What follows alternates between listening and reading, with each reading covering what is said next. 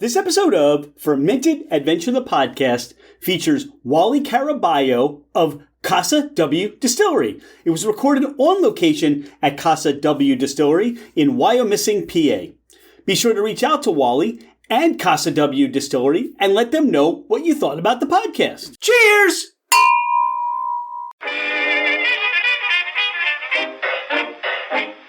Hello, ladies and gentlemen, craft spirit enthusiasts, and those interested in the intoxicating world of craft distilleries, cideries, meaderies, wineries, and the occasional foray into breweries. It's Rich Shane, and welcome to Fermented Adventure, the podcast, where we bring you the fascinating people that are making the mash, fermenting, distilling, bottling, pouring, and delivering to you some of the finest libations in the world. Before we get started, here are a few housekeeping items. Thank you for bringing the podcast into wherever you are and whatever you're doing. We truly are grateful that you have chosen to listen and make us part of your day. It would mean the world to us if you left a 5-star review. This helps us climb in the rankings, and it makes it easier for others to find us. Don't hesitate to leave us your comments as well. If the podcast didn't meet your expectations, tell us why. We're always striving to improve. You can find us at fermentedadventure.com. We are on Instagram and Facebook as Fermented Adventure. Email us at fermentedadventure@gmail.com. All right, FA Nation, let's meet our guests. We're here at Casa W Distillery. He's Wally Caraballo. I'm Rich Shane. Dawn Ranieri's here, and this is Fermented Adventure, the podcast. Wally, welcome to the podcast. Well, thank you for showing up here. Well, thank you for your graciousness to host us today, and we get to learn all about your distillery and one of our favorite spirits, Pitorro. Wally, how did all this get started? Well, that started in my basement when I make drinks for everybody, and everybody love it. And from there, I have the decision to learn how to make my own rum, but I don't choose Pitorro. The Pitorro choose me. All right. Now, how did Pitorro choose you? You're obviously from what country? I am from Puerto Rico. Puerto Rico. Yes. So what we learned from Puerto Rico Distillery, we learned there about Pitorro. This is like Puerto Rican moonshine. Everybody in the villages, everybody makes their own special Pitorro. But how did this choose you? Because the needs of a good Pitorro on the street, everybody made a hard rum. So I changed the game. All right. How did you change the game? Talk about your methods versus what's, as you put, on the street. Because we started using cleaning the equipment, clean equipment, stainless steel, copper. And everybody used like a old drum of oil, gas tanks for using like a thumper. And I changed all that, just making everything clean, take off all the methanol, the acetones, all the bad stuff for us. So it sounds like this is like old school distilling. This is taking pieces and parts. This is moonshining. This is out in the woods here in the United States. But where you're from in Puerto Rico, people are just putting together these stills, but not that same care and quality to what you're presenting, correct? Yes. So everybody over there use different tools. They use up to whatever they find on Home Depot, Lowe's, or any hardware store. And we almost do the same, but using quality equipment. That's the only we change, nothing else. Now, we are here in Wyomissing, West Redding. When you talk about making this in your basement, is that here or is that back in Puerto Rico? No, here in United States. I forgot where I was making that. And we don't have to tell anybody either, right? Yes. As a wonderful moonshiner that you are. Yes. Where did the interest in Pitorro, where did that like kind of captivate you? Where did all that start? Well, that started like when I have like 12 years. So my uncle and other friends go to the woods to buy a gallon of the Pitorro. And I was impressed since that day. Why all the mystery, why it's hiding, why nobody knows the distiller, nobody knows who is the one who infused the Pitorro. So from that day, the mystery started. and you were captivated by the mystery, the romance of it in a way, right? Yes. And as I understand it with Pitorro, there's like you come together as a community and everybody shares their Pitorro. And really, it's almost like a little competition, but it's also sharing in a way. It's almost like La Familia. Yes. So everybody share the recipe, the bottle, or even in Puerto Rico, they call gancho, the 1.5 liters. So what they do is the bottle show up on the party. Nobody knows who bring it. Nobody knows who make it. Nobody knows who infused the bottle. Just sometimes people know who bring the bottles, but almost show up by mystery on the party. See, I didn't know that. That sounds so fascinating because then you're not judging what you're drinking by who you think brought it. Although I'm sure over time, people can start to say it's like, when they do those pie bake-offs and people know who made that pie. So people may know who made that Pitorro, but it's still a mystery. Yeah, it's still a mystery. Sometimes this is a kind of rum that don't need any kind of promotion, don't need advertising because everybody looking for that rum. You talk about how you've refined your craft and what you bring to the quality, what you bring to the cleanliness of how you distill. Now, the journey of, hey, I discovered this at a young age and it was a mystery and there's a romance involved. What was it for you to say, I want to open Casa W Distillery? Well, that started when I was 12 years ago. My father had a bar too. So I started making my own sangria to sell to the customers. But my father don't know I was making sangria to sell to the customers because I using his rum, the wine from the bar. I using the flask, the bottles. But I left all the money for him, and he say when I run my shift, he make more money than what he make. Have you always been entrepreneurial? Has this always been a mindset to be an entrepreneur? Yes, because I follow his steps.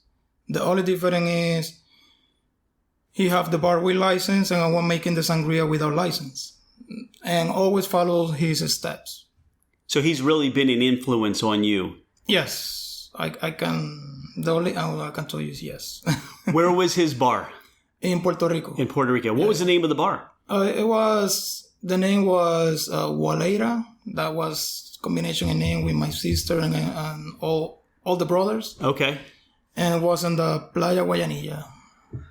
You are here in the United States and you are working on your Pitorro.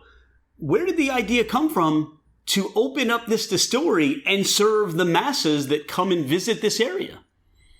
It was because I already living here. So I find the best way people can know about this beautiful rum because it's 100% different. People appreciate what we do, and we have people from different states that come over here. So that's mean like we're making something good. And you know how you can get successful on your land up to you are out. Say that one more time. You are not successful on your land up to you are out of your land. Okay. So what you're saying is you needed to leave an environment to come here to where people didn't recognize you to really make your claim here. Yes. And know that what you were doing was you were on to something. Is that correct? Yes. What is it? Because, all right, we know rum. That's very recognizable. You're not that far from Reading Distilling Guild up the road in Reading. Yeah, Christopher. But there's a difference. You're making something different. What is that like when people come and say, oh, I'll have some rum. And you say, well, wait a second. It's Pitorro. You have to explain that. What's that conversation like? Well, the difference between, I always say, let's see any commercial rum. They age on oak. Then they filter through charcoal to get clear color. But they have the flavor from the oak. So Pitorro have the flavors without going through the inside the oak. So the flavor is different than commercial rum. Plus, we don't add any sugar syrup or sugar on the bottle or oils, extract, or flavors. So when you drink Pitorro, you drink something straight from the still to the bottle. Now, you took us to your distilling area and you gave us a tour. You said your still is from Serbia? Yes, from Serbia. How did the idea come? Like, I can think of, there's so many good stills that are made here in the United States and in Germany. I'm not familiar with any stills made in Serbia. How did you go to choose that still? I find them by mistake. Okay. When I was searching, I find this company by mistake. But I start looking what they do, how they made the stills, what material they use, and obviously the time to distill. So because I have other job than the distillery, so I need time plus save time for my family too. So I find them, we start conversations by email, then by Instagram, and then he gave me his WhatsApp. And we start from there. We got all the certifications we need to know it's a truly company. And then they show up they send by airplane in 6 hours. It was here. Wow.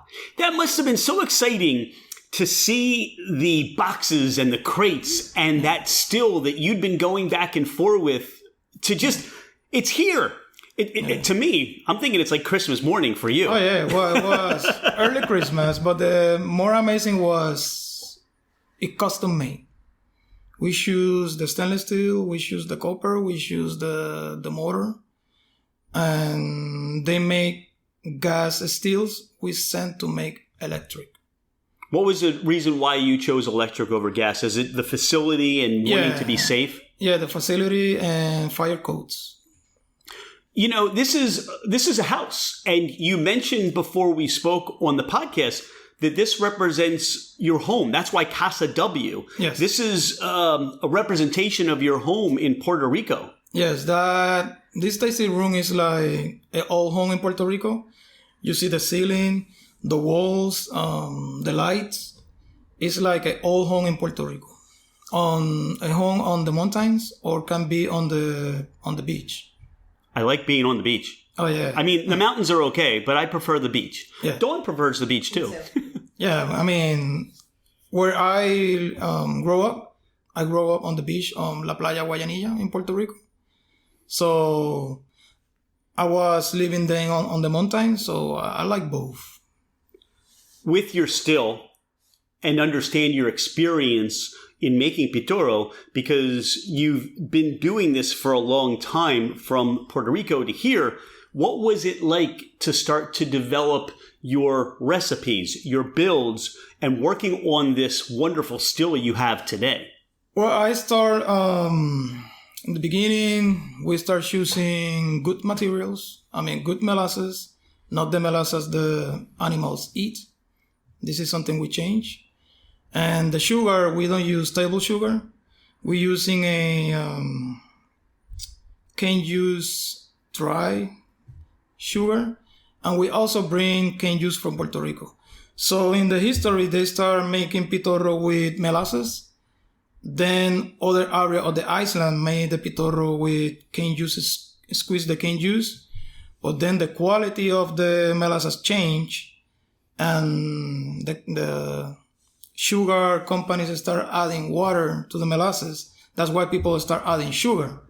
So when we make our recipe, we combine all the centuries of history of the Pitorro and we make our own recipe. No recipe we have to ask to people. No recipe you can find on YouTube or anyone can tell you. This is what we make. And we are self learners. So people don't show how to make Pitorro because they don't want. But at the end, now our Pitorro is the favorite of them. How long has this distillery been open? When did you open? This distillery opened around 7 months. That's all. You've only been open 7 months. 7 months, yes. And what have been some of the feedback? What's some of the feedback you've gotten from some of your customers and new fans of Pitorro? Well, there's some people who come with the chest like that, like, I made Pitorro too. When they taste, Wally did this look of Superman. Yeah. So when they taste, they say, that's awesome. They like it. I know when people show up, who make Pitorro, who don't make Pitorro. And everybody's welcome to taste. But then when they taste, they say, wow, that tastes, I like it, tastes clean. This is what they say. In Puerto Rico, they drink by shots. But we start making drinks so people can enjoy good rum with good juices. We use raw material to make the drinks. And if you search on Google, Facebook, you're going to read all the awesome reviews. What have been some of those moments for you where, as you said, look, you're a startup, and as many people do in the craft industry, they work other jobs. They've got a family, and this becomes that passion, but your passion is turning into a business. What have been some of those moments for you where you said, maybe to yourself in the quiet moments of distilling, or maybe to your wife or somebody in your family or a friend, that you were onto something? What were some of those moments for you? There's a lot. Well, the best moment is when, I can tell you, when my daughters start feeling interesting at the business. She show up to help without any interest of we have to pay her or something. She just see when people arrive and she saw we are busy and she started to help us. And my wife in the beginning say, I don't want you to do that. I don't want you to do that. And now she always behind me. We need more production. We need this flavor. We need that. We need buy bottles. She's really interested. That I believe that the passion go more stronger. So you come from a family background, as you said. Yes. Dad owned a bar in Puerto Rico, and now you've got your family with you here, and you're creating that family experience for them, that family business. Yes. And that's very interesting. Your wife at first wanted to take the safe route. Yeah. Don't do that. Just keep making it in the basement. Your friends like it. We like it. And now she's saying, we need more of this.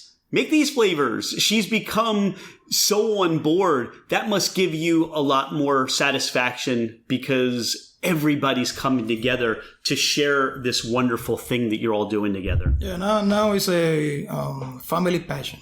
Even Sebastian have 7 years. When we was building this, he come to help. He give me the hammer. He give me wood. He give me the nails. And even he don't know about alcohol, but on the construction. And when he come over here, he opened the door, he say, everybody, hey, we have Pitorro. Now, Sebastian's your son? Yeah. Grandson. Grandson. Wow. I'll tell you what, Wally, they're going to see pictures of you, and they're going to see the video, and I look at you, and I'm thinking you look like you're in your 30s. No. Well, I'm going to tell you. You look like you're in your young 30s. Nice. Yeah, well, all right, this is the secret. Drink Pitorro. Yes. It's the fountain of youth is what I'm hearing. Yeah. Keep you young. Keep you young. Let's do this. Let's take a break. We're going to pour some opportunities, some samples, some of your expressions, and then you'll get to share with us and the listeners, and we can talk about what we're tasting. How's that? That's good. Pardon the interruption. Thank you so much for listening to Fermented Adventure, the podcast. Could you do us a favor? Hit that follow button. It makes it easier for others to find us, and it helps us climb in the rankings. Take a screenshot of the podcast, post it, tag us, and let everyone know that you listen to the Fermented Adventure podcast. Now, back to our podcast. We're back, and we have these 4 expressions on the table. Well, they're in front of Dawn, but I hope I get to try some too. And one of the things I recognized, Wally, right off the bat, is this wonderful sweetness in the air now. And now my mouth is, I mean, I couldn't wait to try these as we were speaking about your distillery and how this came to be, but I am so excited. Take us through, we're coming to your distillery and we're trying these for the first time. Take us through and what we should experience here. Well, we are going to start with the white one, which is the molasses, cane sugar, but technically like raw sugar, dry cane juice, and cane juice from Puerto Rico. So this is the one you can taste. This is our base for the other flavors. Now, you've said cane juice from Puerto Rico several times. Why is that important? What makes that ingredient to your Pitorro what you're looking to get out in the flavor and the experience? Well, to start, change a little bit the flavor. Plus, if you're making a Puerto Rican rum style, have to have something from Puerto Rico. All right, that makes sense. I'm nosing this, and I'm enjoying the nose on this. And one of the things that comes out to me is there's a little bit of a sour note to that.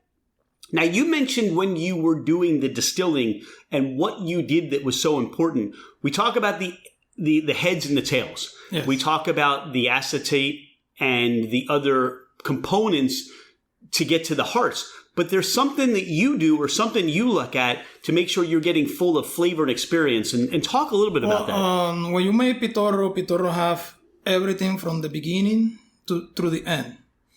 So we add one step to separate the alcohol from the wine. And we don't make any cuts.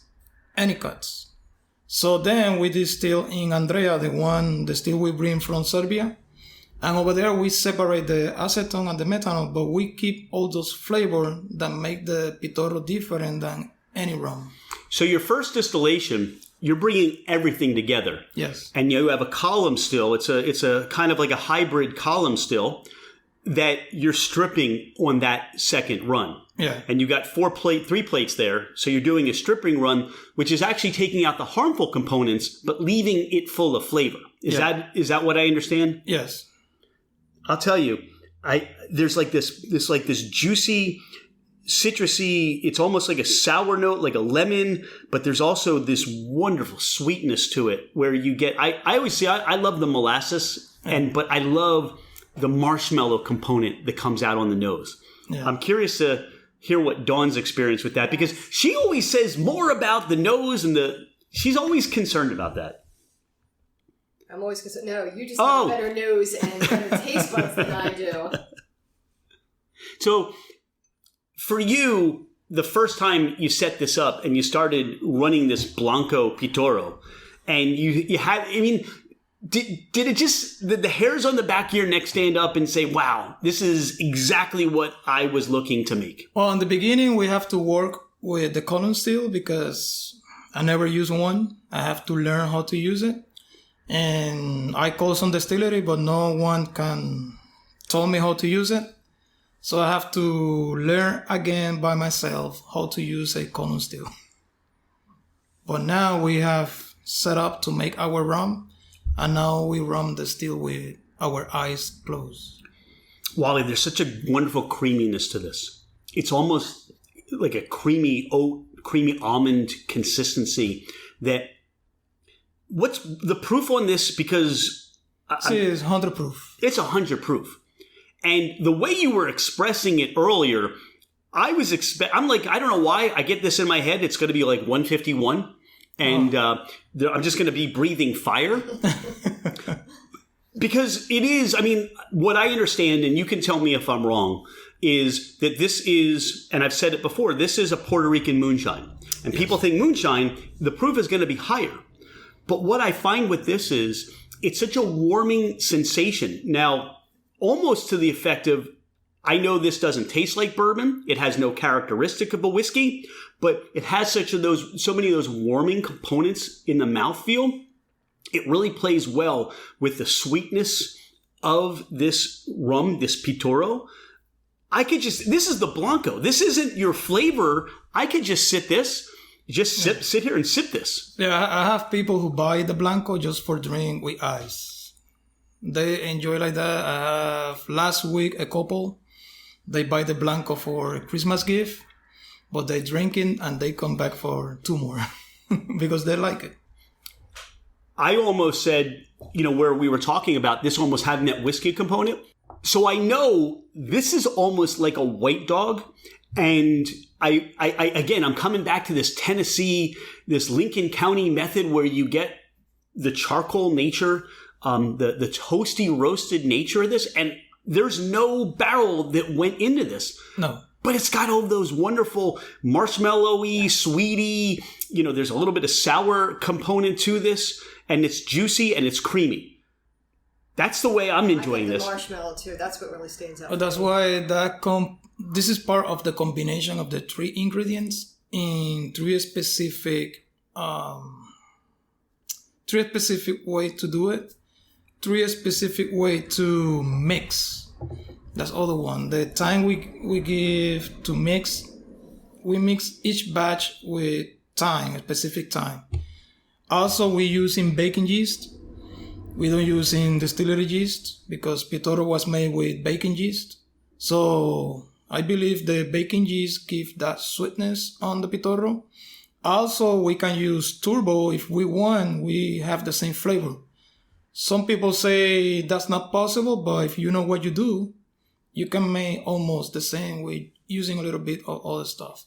Sometimes in winter, when it's too cold outside, we have to use just, let's say, 1 ounce for 80 gallons of turbo yeast. That's the only difference in winter.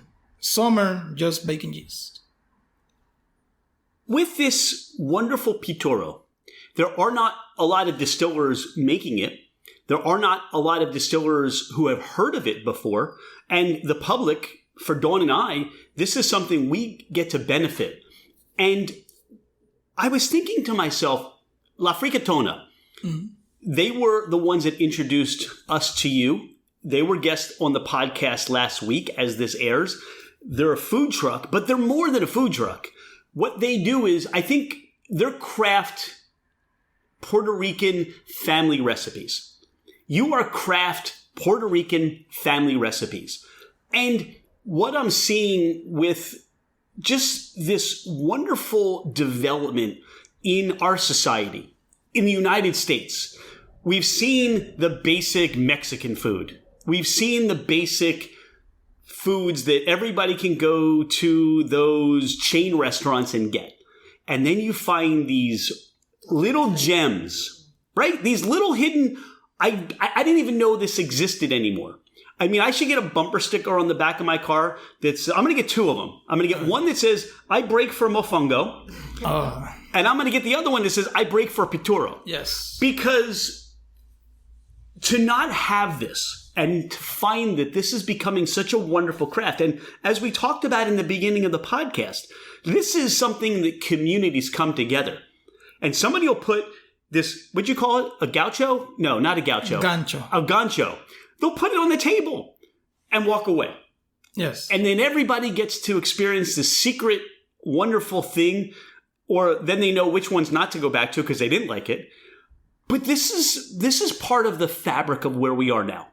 Do you see almost a responsibility to Pitorro, to your culture, to your history, to carry that on and introduce this and to build this from where it is today? Yes, absolutely. Because when you want to make in the right way, and you want to know people know about this. Not just for me personal. It's just people have to learn about the different cultures around the world. But some people sometimes forgot about this rum, what it was made for more than 300 years. And the first time somebody talked about this rum was 1797. But they used to make coquito.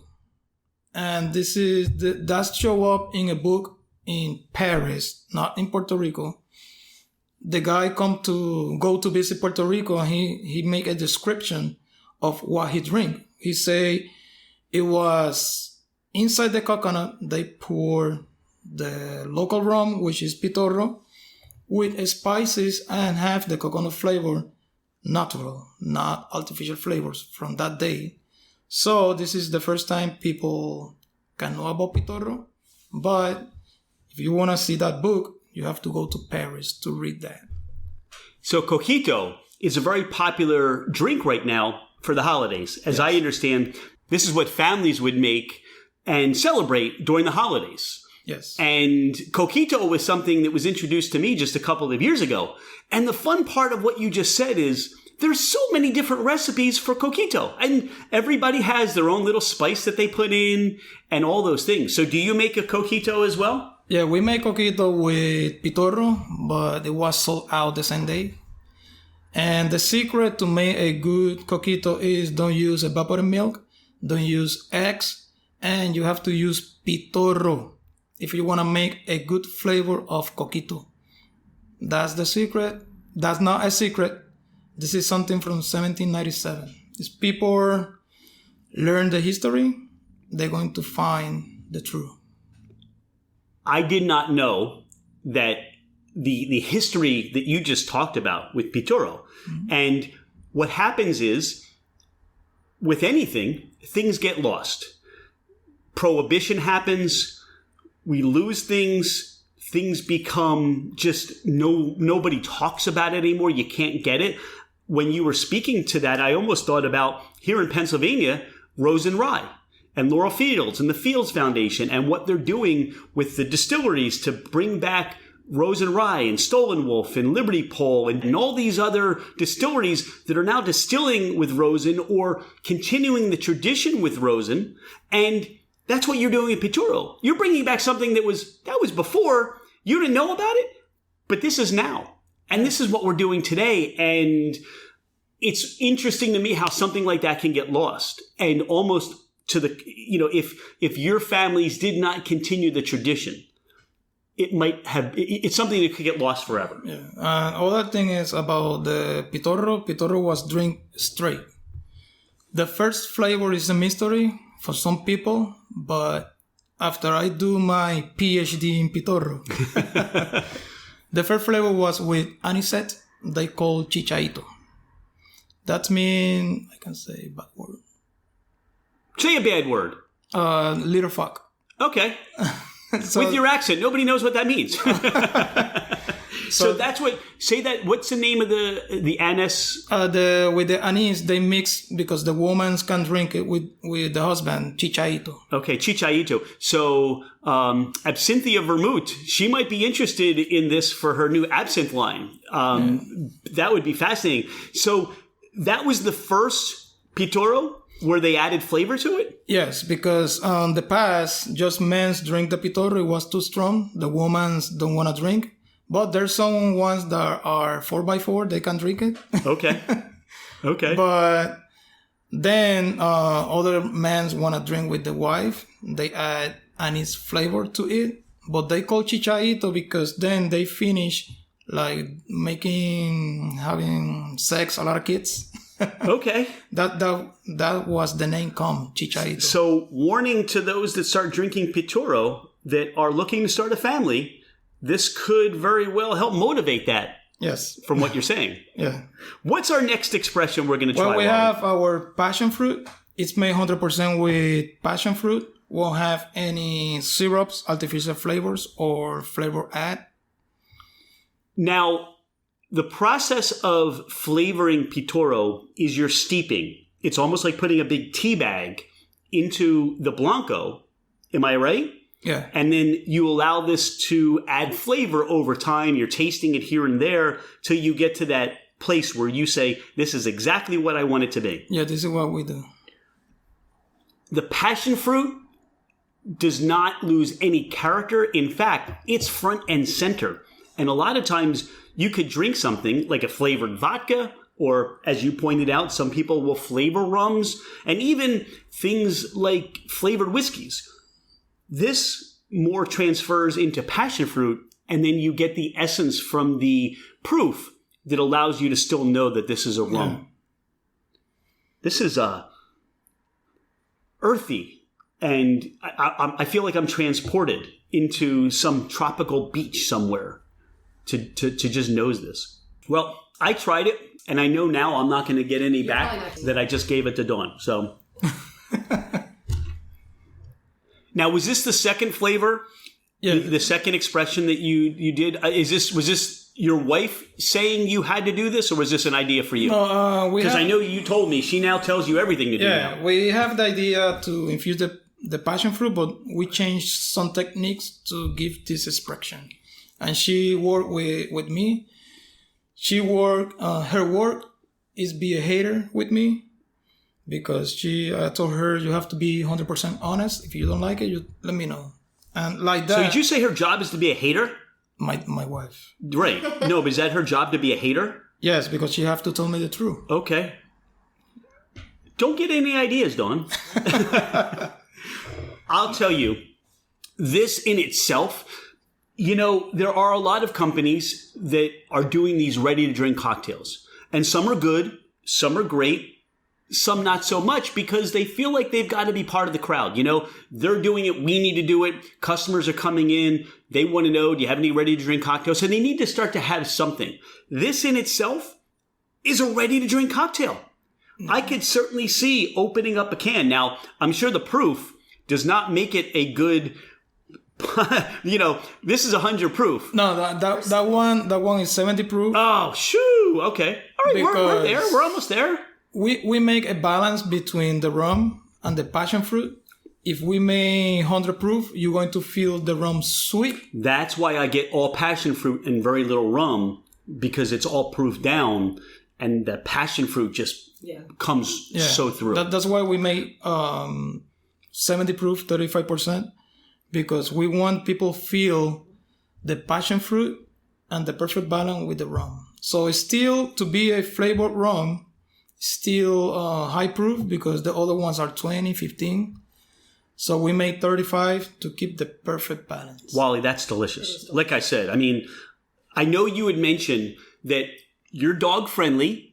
And during the summer and spring in the warmer weather, you can set out tables. Yeah. But one of the things right now, and you hope they don't change, is that people can get their cocktail and they can walk around the area. And if there's an open container, it's okay. Yes. That's awesome. That's awesome, yeah. When people stop here with the dog, they get the cocktail drink, and then they continue walking the dog. This is awesome. I like it. I really like it. I love it.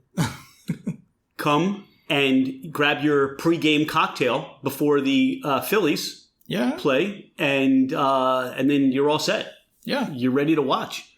Yeah, people they take sometimes they buy the bottles, or they come with the cardboard stuff. They put 6 glasses, but for 6 drinks. Very nice. All right, what's the next one? Because now I'm like, I got 2 more, and pineapple. Infused 100% with pineapple. Nothing artificial. Do you caramelize this at all? Does the pineapple get cooked, or is it just fresh pineapple? No, fresh pineapple. But really? We take the gravity of the fruit, the sugar gravity of the fruit, to check it is in the point we want. But we don't cook the pineapple. We just let her see it on the Pitorro. That's it. So with this and the rum, the Pitorro, what you get is it's almost like you took pineapple and you grilled it, and then you added it back and you flavored it, because you get this wonderful caramelization, to where I would have thought, wow, that may be your next cocktail, where you're grilling pieces of pineapple. That's a good idea. Or you've already done it and now you're just humoring me, didn't you? Oh, wow. This is so different, because the viscosity to me on this seems to be more pronounced. There's more of a mouthfeel on this. I'm not sharing this. Oh, God. There's, again, in fact, even with this, there's a little bit of a spiciness to it. And I don't believe you've added any spices. It's just pineapple. Just pineapple. And the rum. And the rum, that's it. That's it. I like the caramel taste to it, too. That's really good. You get a hint of clove. There's a little bit of clove that gives you this warmth to it. But you also get that marshmallow component, that sweetness to it, that molasses, that sugary component. I think that's my favorite. They're all my favorite. Delicious. But any of those don't have any spice or something. Nothing. Wow. Again, I could these two, just little cocktails, as you said, these are for just sipping. These are for just drinking. Just sitting outside, sitting inside, entertaining with friends, making cocktails. Wonderful. Just absolutely wonderful. All right, what's this one that's a little darker than everything else? This one is made raisin and prune, which is very popular in Puerto Rico. This is, I believe, the more famous flavor in Puerto Rico between the older generations.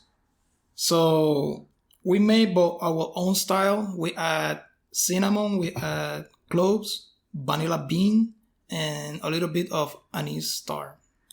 Wally, why is, to me, what is it about raisins and prunes in Puerto Rico or in Pitorro that has become that staple or that singular style that people enjoy drinking? It tastes good. People love it. And easy to make because it's just let it sit without hard working. And I believe old generation like more those flavors. Don't get too excited because that one's just sold out. So you mentioned the coquito. Did I say that right? Coquito. Yeah. I would take that because of what I understand it to be, and that's where I'm adding the coconut to that. I smell coconut or like cola. It's got those components because you've got the cinnamon and the star anise and the baking spices in that. Oh, that's really good. I would just love to take that and add a little bit of coconut milk to it or just... Yeah. See, I'm giving you ideas. Next thing you know, they're all going to be showing up on your cocktail menu. The line will be out the door. I have to put your name on it. Just call it Fermented Adventure. That would be fine. Yeah. But this is sold out. Yes. When's the next batch come out? Next Friday. Okay. Friday, the 22, I believe, or... One of those 16. One of those days. Yeah. One of those days on a Friday. This is coming out. And how many bottles come out of one of your runs? I mean, how many bottles can people know that there's only going to be a limited supply of? Well, we always post when we have something as a small batch. We always letting know the people on the social media. And sometimes we sold out something, but we have the next batch already bottled. But sometimes we don't, like the coquito. It's going too fast, and that one go too fast. But we don't bottle yet. Have you gotten to that point, or what's the strategy right now? Because it sounds to me as if this is desiring more attention from you to keep up with production than what's happening in your everyday life. Yeah. What's the plan for Casa W Distillery moving forward for 2024? Well, we're looking for other place to make production, bigger place to make production if we can. Keeping this facility for tasting room, but making more flavors. We already taste some flavors, so we want to make more flavors to people. And getting better cocktails and bigger still. This is what we need. You mentioned your social media. Yeah. Where do people go in your social media? Instagram, Casa W Distillery, and Facebook, Casa W Distillery. Wally, this has been tremendous. And as I said, La Fricatona, they were the ones that shared you with us. Yeah. And this is how it works. We share you. People now know you in the West Reading, the Wyomissing area. I'm sure you've got some raving fans close by. Hopefully you'll start to see people come from out of the area. And this West Reading, the Reading area, right now, there's a lot to do. There are the breweries. Yeah. There's the distilleries going on here, and you've got the pagoda you can go see. You've got so much happening here, and you're a part of that fabric. Is there anything we haven't spoken about on the podcast? Anything you want people to know about you, or? Well, the only I can say is Pitorro is a rum, but not any rum can be Pitorro. Perfect. And what I would say is get over here to Casa W Distillery. You're going to fall in love. If you've never had Pitorro, you're going to fall in love with it. And then you'll be looking for all those special releases that you have. Thank you so much for being a friend of Fermented Adventure. Thanks for sharing this wonderful family legacy with us. And we cannot wait to be standing outside and see you again for all those great new releases. Cheers. All right. Cheers. Cheers.